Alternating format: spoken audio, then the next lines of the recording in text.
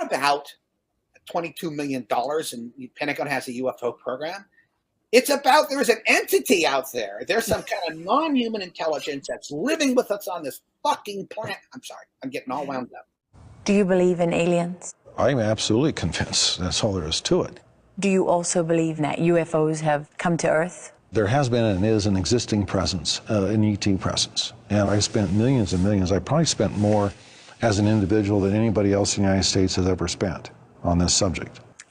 I have met with very high-level people that really, really are in a position to know what's going on. People that have dumped millions and millions and millions of dollars into researching this stuff. People that you probably know about. Is it risky for you to say, in public that you believe in UFOs and aliens? I don't care. You don't worry that some people will say, did you hear that guy? He sounds like he's crazy. I don't care. Why not? It's not going to make a difference. It's not going to change reality of what I know. Do you imagine that in our space travels we will encounter other forms of intelligent life? You don't have to go anywhere. You can find it here. Yeah. Where exactly? It's just like right under people's noses. Oh my gosh. Wow. That have shared stuff with me off the record that were so out there, I just went, you gotta be kidding me. This is really what you think is happening? And is this like speculation or conjecture? It's like, no, this is like research at the highest level. And it's like, I'll give you a hint, and that's about as far as I want to go with it. And look, I'm not endorsing this, and I'm not saying that I believe it. I'm just saying that the people that I heard it from are people in a position to know. Like I can't dismiss it because of the source. And he told me in no uncertain terms that they're walking among us. Do you get the feeling that when you talk to a lot of these people that you interview, that obviously there's people who worked in the government and worked on some of these top secret programs. Do you get the feeling that they're holding things back, a lot of things back sometimes, where they're talking to you? Because obviously there's times where you're talking to people like witnesses who aren't tied to anything, and they're just talking to you freely. They're just having a conversation with you. But then there's people you talk to who are influenced by organizations, and it's a different kind of conversation. Yeah, I'll give you an example. This is kind of funny. I'm not gonna is an intelligence person. We're putting together this he was helping me put together some language for something I was doing, and he said no, change that wording. And I said okay, why? It was like, I don't know if I said like extraterrestrial or if I said alien or otherworldly. I can't remember exactly how I phrased it. And he said, no, delete that, change it, make it to this. And I said, okay, sure. Why? He goes, well, they might be living under our oceans.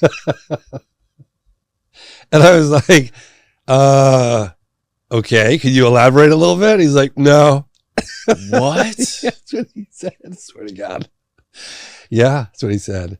Where did this guy work? He was an intelligence guy. I'll leave it at that. Okay. He definitely would be in a position to know, certainly, But that's all he said was like, they might be living under the oceans. They might be living under our oceans, yeah. They might be. They didn't say they did or they did or didn't. They say they might. But he was so nonchalant about it. He was just like, I'll tell you,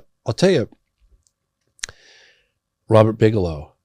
Yes. We talked about him last night. Yeah. So he sends me an email, or his secretary. Mr. Bigelow has a message he wants to pass along. He watched your film, I Know What I Saw, and he wants to congratulate you on a job well done. And I was like, damn, Bigelow reached out to me? Like, Robert Bigelow. So I emailed back, thank you so much. Would he be willing to get together for, dinner or lunch or something? And yes. So I was like, well, I'm going to go meet Bigelow. Why not? Right? I mean, the guy is like, he's gotten all the contracts. Now, what was wrong? But I said to him at one point, I was like, well, whose side are you on? Because every case that I'm looking into, particularly the case of the United States and international cases too, I get people saying, oh, well, Bigelow's organization came and took all that evidence. And I kept hearing that. It's like, So what are you doing with all this evidence and stuff? Anyway, he says, James, do you,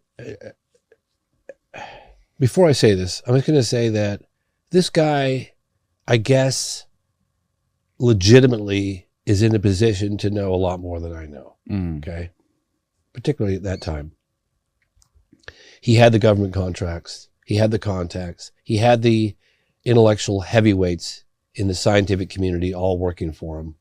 This guy definitely knows a lot. No question. And so he says, James, do you understand the implications of disclosure? And I said, I'm not really giving it too much thought. Why? He goes, meaning the implications of disclosure. If this story really came out. Okay. So I was like, and to be honest with you, yeah, sure. I guess I thought about it. I mean, it didn't seem like that big of a deal to me. We're not alone. Great. You know what I mean? Right. Thought about thinking about it. Yeah, I don't think anybody just thinks that we're alone in the universe anymore anyway, but right. You're coming here. He said, I just need to really emphasize this to everybody out there so you understand what I'm telling you. I'm not saying I believe what I'm about to tell you, okay? I need to see more evidence. I'm not saying I don't believe it, right? But I don't just believe something because someone told me that. I need to see supporting evidence. I need to hear testimony. I need a lot more. What's taken me as long as it has with all the other cases that I investigate. I don't just like believe a case. Okay, so Robert Bigelow said to me, they're walking among us. I said, what do you mean they're walking among us? He said, they're walking among us. They live right here. Well, Don, it began for me in 1963 when I was assigned to the Supreme Headquarters Allied Powers in Europe. I arrived in the summer of '63 and I was assigned to the Operations Division. I was further assigned to what we call SHOC, the War Room, the Supreme Headquarters Operations Center. And at that time I was given a cosmic top secret clearance, which was and still is the highest level of security access that NATO has. When I was assigned to the War Room, I learned that a study had been initiated in 1961, and everybody was talking about it. They were gossiping about it. And the subject was UFOs, and that intrigued me a bit. When that study was concluded in 1964 and it was published, and I was still working in the War Room at that time, I had access to this document. I had a chance to read it. And having been exposed to it, I must tell you honestly that my life has never ever quite been the same. Because I read first-hand reports, verifiable NATO military material that indicated that the UFOs were not only real, that they represented something far beyond anything I had ever imagined before. When the study was concluded in '64, they concluded that there were 4 different groups apparently coming and visiting us. Out of those 4 different groups, one group looked exactly like we do, so much so that they could sit beside you in a restaurant or in an airplane or in a theater, and you'd never know. And that particular point bothered the military guys a lot. The point being that some of these people from somewhere could be walking up and down the corridors of SHAPE headquarters, or they could be walking up and down the corridors of the Pentagon. One day at lunch, a lieutenant colonel made the remark, he says, Jesus, do you realize they could even be in the White House? And there was a little forced laughter at that point, I remember, because a lot of us over the years have had some misgivings about the occupants of the White House. But the point I'm making is that the idea that aliens could be here in our midst bothered the military, because if you're not paranoid when you go into the service, you're certainly trained very quickly to be so. It's the nature of the military mind, I think, to be paranoid. But that was only part of the story. The SHAPE conclusions in '64 were that there were 4 groups that we knew of. They were apparently interplanetary. Some very likely were interstellar. They even concluded that some of them could be intergalactic. When I retired in 1976, Many of our military people knew at that point that we were not simply dealing with visitations from people from other planets or star systems. They had concluded by '76 that some of these visitors very well might be multidimensional in their source. What does it mean to be human?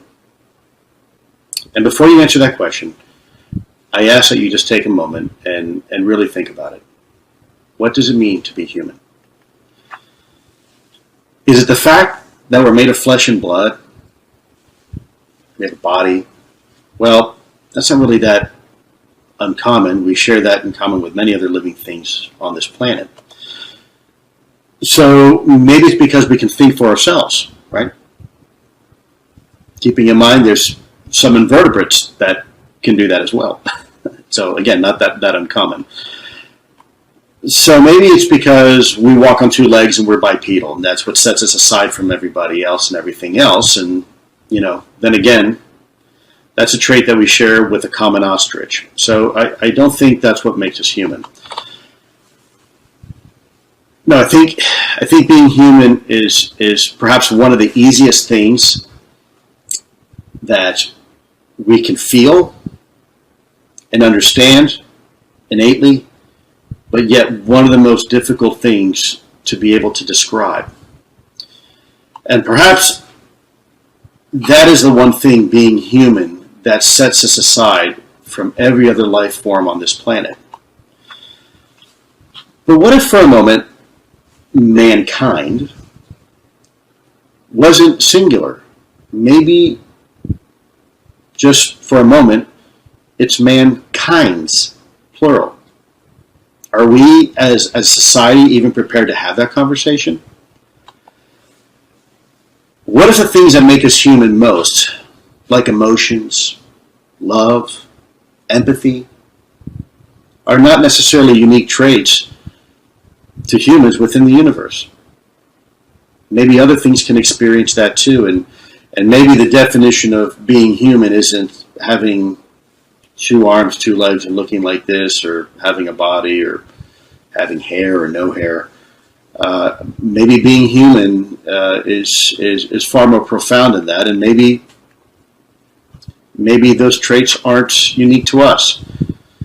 And so for the past decade, I spent a good portion of my time pondering that very question, along with some very incredibly talented individuals within the U.S. government.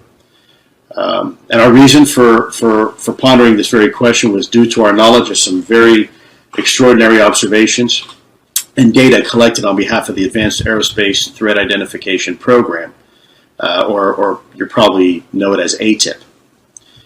And what we learned during this time was nothing less than remarkable. 60 Minutes. You're on 60 Minutes. I've seen this quote 10,000 times since you delivered it. But the correspondent Lara Logan had asked you about, are they here? Or no, I forget what the question was, but are you worried that people think you're crazy? And you say you're not. And then you said something more provocative, that we don't have to look too far for them. Right. Do we know who them is, and what did you mean by it?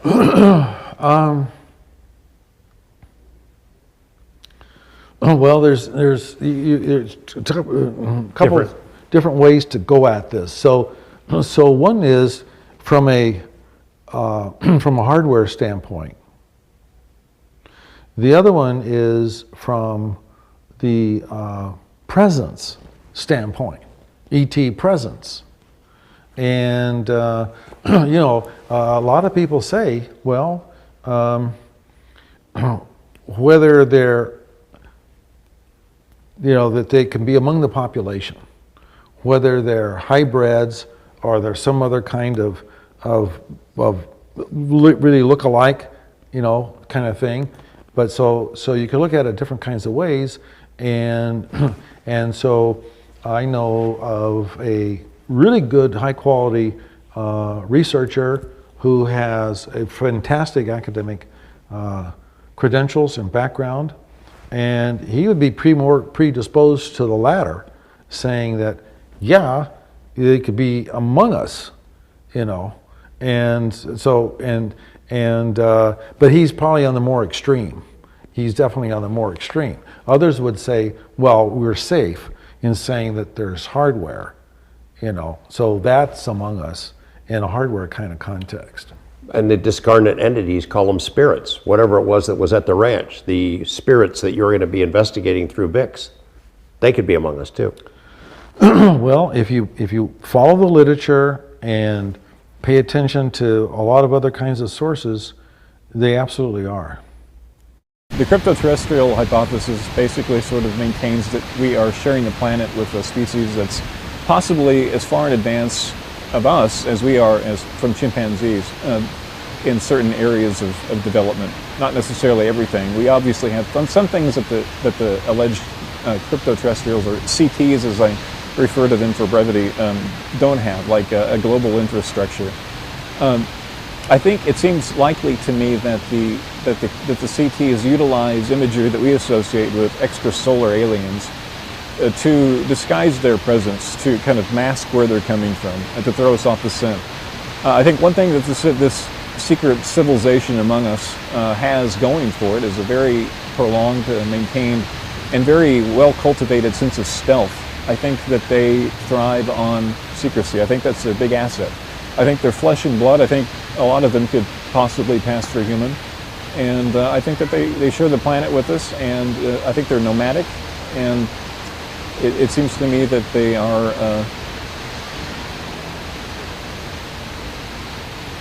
here to stay, in the sense that they've been here a long time. If you look at folklore, we find recurring references to them in different disguises, but then again, that seems to be kind of the hallmark of the whole thing. I think that UFOs are their latest disguise, because we automatically associate that with aliens from other planets. And there's nothing inherently unsound about the extraterrestrial hypothesis, and it's not mutually incompatible with the crypto-terrestrial idea. But nevertheless, I think that when we look at the evidence of like hybridization programs like Bud Hopkins and David Jacobs, I don't see what sense that would really make if it's an extrasolar species interacting with us. Why they would have any interest in human DNA like they're alleged to have.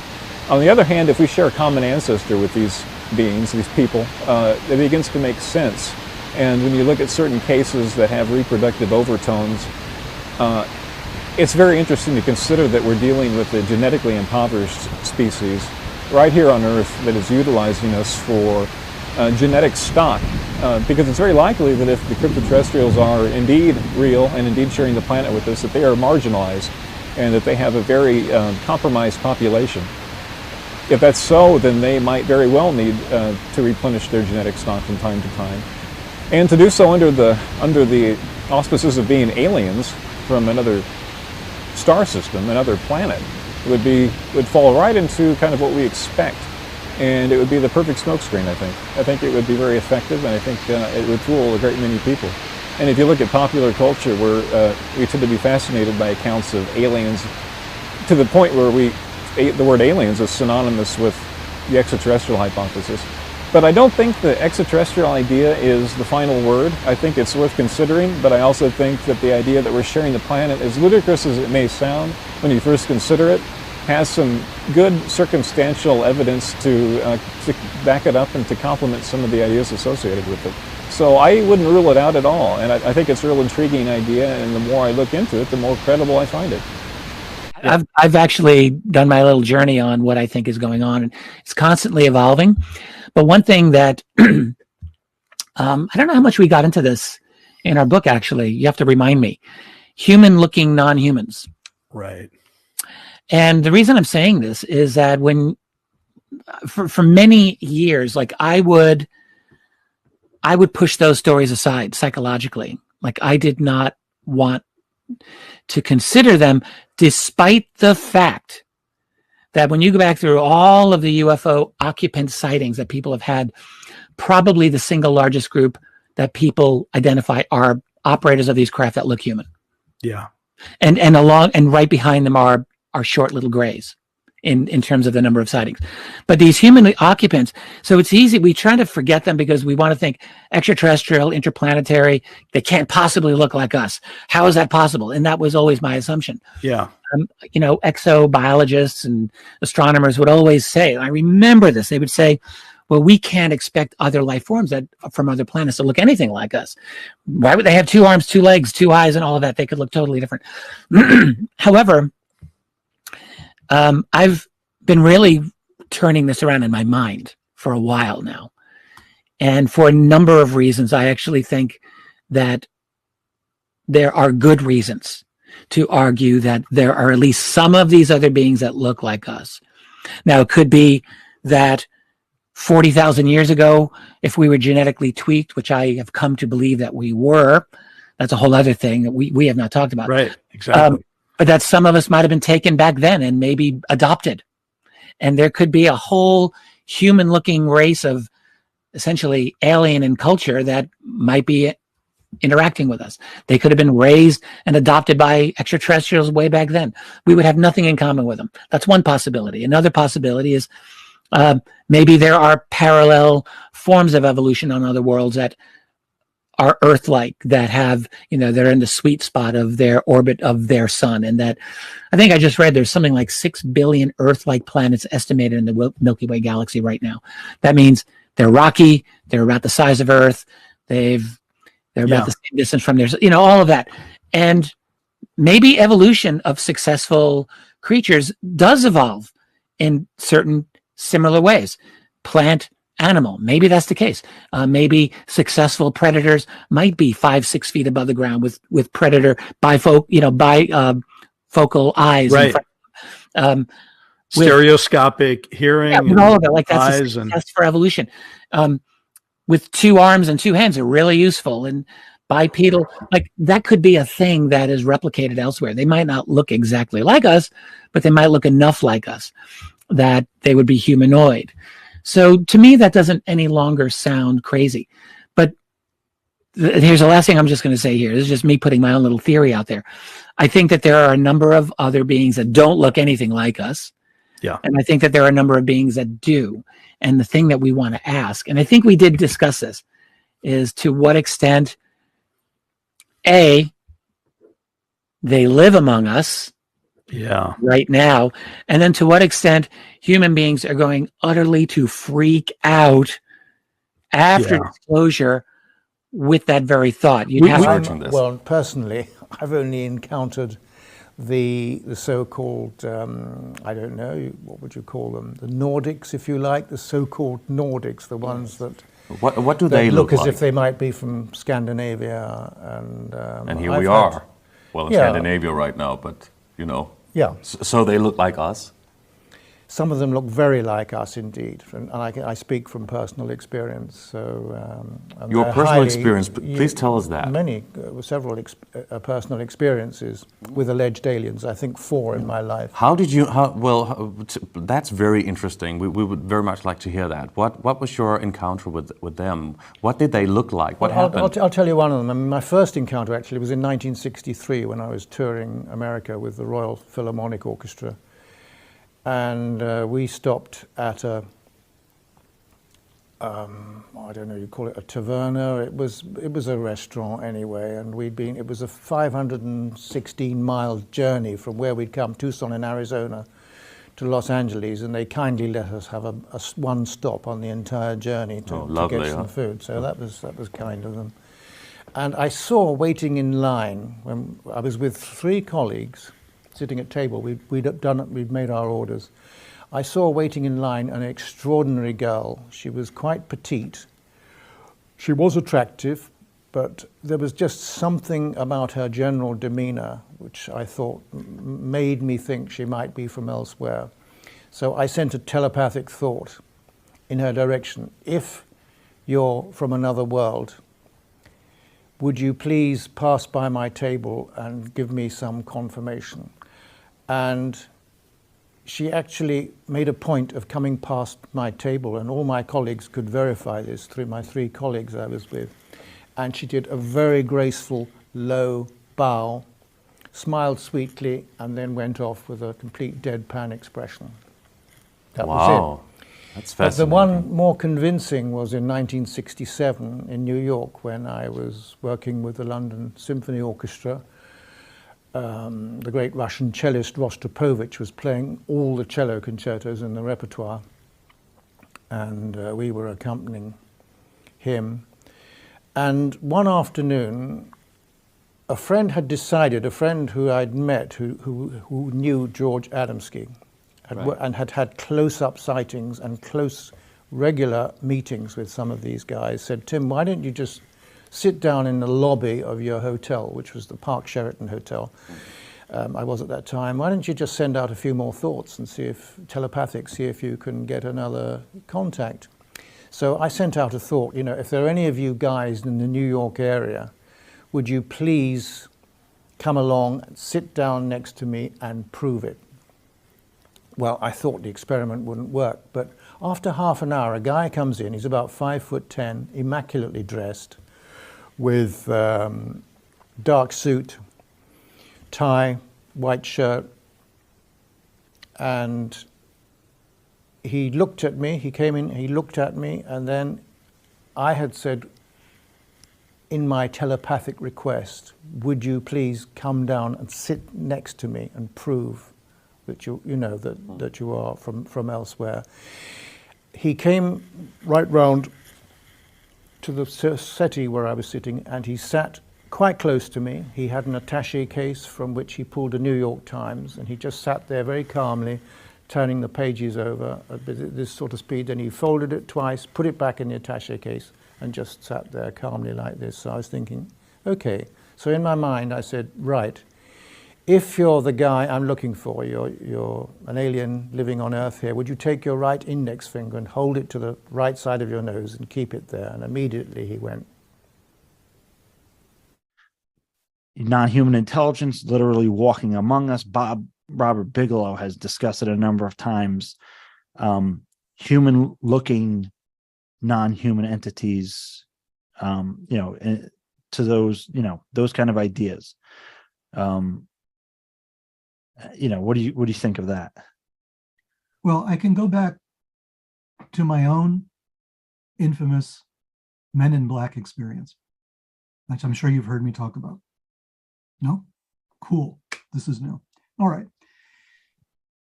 Many years ago, it was at the time of the first Gulf War. I remember it from that point of view. I was living in a small town in New England, in Rhode Island, in the middle of nowhere, basically. And I was living in a house. There was a driveway that goes down to a highway. I mean, not a highway, a two-lane road. And I'm coming back from shopping. I'm unloading the car. So this was about 1990, I guess. And I look up and I notice an old model black Cadillac parked in front of my house with somebody with a wide angle lens taking my picture. And I'm freaking out, like, what the hell is this all about, right? I put down the groceries and I run over to the car. I want to see what's going on. Like, this is a small town in New England. This stuff doesn't happen. The car takes off. So I said, I'm going to follow the car. I run back to my car. I'm going to get in the car and drive off and follow this guy. When another car pulls into my driveway, blocking me. And it's another old car. It's a sedan, a station wagon, rather, with, you know, with the wood paneling, you know, these really old cars. And inside are two little women. They look like Manson family members, right? They're kind of like Squeaky Fromm looking. And they get out of the car to ask me directions, effectively stopping me from following the Cadillac. And they ask me, they say, do you know where De Vilbius lives? This is imprinted on my mind, right? I'm looking at that, like, what the hell? No, I never heard of it, you know, go away, right? They get out of the car, they're wearing these cloth coats, you know, these weird, like, old-fashioned garments, an old-fashioned car, and they're sort of, you know, cream complexion, sort of reddish hair types. And they're looking at me very sweetly. Do you know where De Vilbius is? And I say, no. They get back in the car, drive away. By that time, it's too late for me to follow the Cadillac. Stupidly, I didn't realize this car was part of that operation, whatever it was, right? Because they effectively came and blocked me, made sure I couldn't follow them, which means that they were right there, right behind the other car, which I did not see. There you go. So I'm kind of like freaked out. I don't know where this came from. So I do a search. I'm looking for DeVilbiss. There is no DeVilbiss in the entire state of Rhode Island. Didn't exist. There was no such name, right? But there was a DeVilbiss in Ohio. They had a factory that made equipment. And I realized that I had known that factory's name because a year previously or so, I had contacted them with an inquiry about something. So DeVilbiss was in my brain, but it only exists out there, 1,000 miles away from Rhode Island in this weird little obscure factory. And the name popped into my brain. Okay, fine. Weird, but can't explain it, don't know. A few years later, about almost 10 years later, I'm in the airport in Singapore. I'm trudging through the airport. I was based in Kuala Lumpur at the time in Malaysia. Frequently, I would fly into Singapore from other countries and stuff and catch a flight to Kuala Lumpur. And I'm dragging my suitcase through Singapore. When somebody hits me on the shoulder, on my left shoulder, taps me on the shoulder, I stop and I turn around. It's one of the girls from the car. And she kind of waves at me and smiles and walks away. I turn around and I go chasing after her. She's gone. I don't know where she went, but she hit me. I hadn't even thought about these people in that amount of time, right? They just ceased to be an issue. But that made it come flooding all the way back.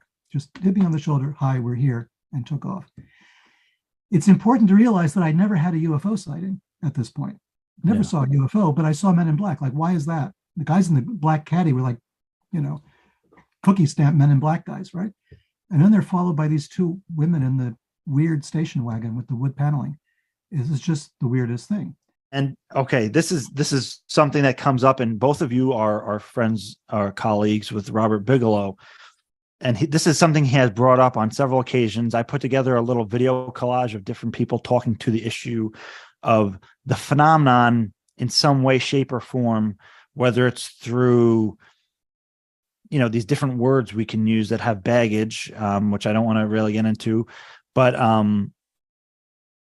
maybe even surrogates, right? The phenomenon walking among us. And the 60 Minutes, Robert Bigelow had said, he's laughing. It's like, it's right under everybody's noses. It's like, they're here. They're walking among us. George. Yeah, I have to agree with him. I don't have any evidence of it, but there are some pretty compelling cases that have come my way. I'm thinking back to Ingo Swann. Yes. Yeah. Penetration. Of seeing beings that are not us walking around in grocery stores, I think was what Ingo had. I think that's probably true. I don't know how you document that. If they don't want to be seen, they're not seen. So I'm open to the possibility. Colin? Well, I mean, I think everybody has read Nick Redfern's books on these Men in Black and the black-eyed kids, and I mean, there's a whole bunch of different lore out there. We, again, with NIDS especially, we had a lot of people coming forward and relaying these kinds of stories to us, but we never looked at it in any meaningful way. The fact that entities or they, quote unquote, they are walking among us doesn't necessarily mean they're visible.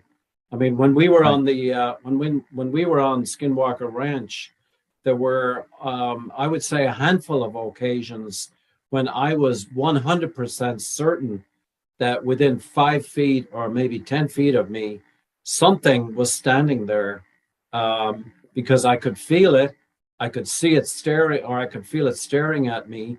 And this was not sort of something that happened all the time. And these were standout occasions for me when something was that I couldn't see was standing very close to me, and something that smelled. I got odor evidence also that it was not smelling very nicely. But that's an example of something walking among us. It's just that we can't see it. And I would totally support that. There's an awful lot in our environment.